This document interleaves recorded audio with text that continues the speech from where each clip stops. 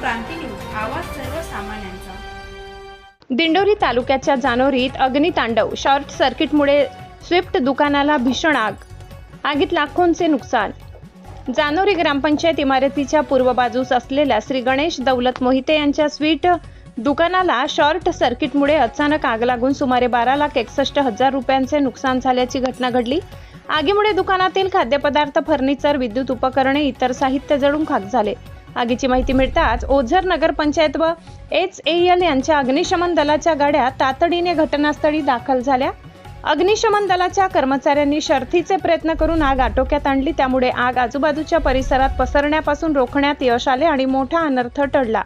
प्राथमिक माहितीनुसार आगीत 4 फ्रीजांचे सुमारे 60,000 रुपये, फर्निचरचे 7 लाख रुपये, फॅनचे 1,000 रुपये, दुकानातील उपयोगी साहित्याचे 3 लाख रुपये तसेच तयार मालाचे 2 लाख रुपये नुकसान झाले। या आगीत एकूण अंदाजे 12,61,000 रुपयाचे नुकसान झाल्याचा प्राथमिक अंदाज व्यक्त करण्यात आलाय। घटनेनंतर तलाठी अच्युत भांगे यांनी घटनास्थळी भेट देऊन पंचनामा केला। आग विझेपर्यंत दुकानातील बहुतांश साहित्य पूर्णपणे नष्ट झाले होते। त्यामुळे श्री गणेश दौलत मोहिते यांचे मोठे आर्थिक नुकसान झाले। नुकसानग्रस्त व्यापाऱ्यास शासनाकडून आर्थिक मदत मिळावी अशी मागणी ग्रामस्थ व व्यापारी वर्गाकडून करण्यात येत आहे। महाराष्ट्र क्रांती न्यूज साठी प्रतिनिधी गोरख जाधव, दिंडोरी।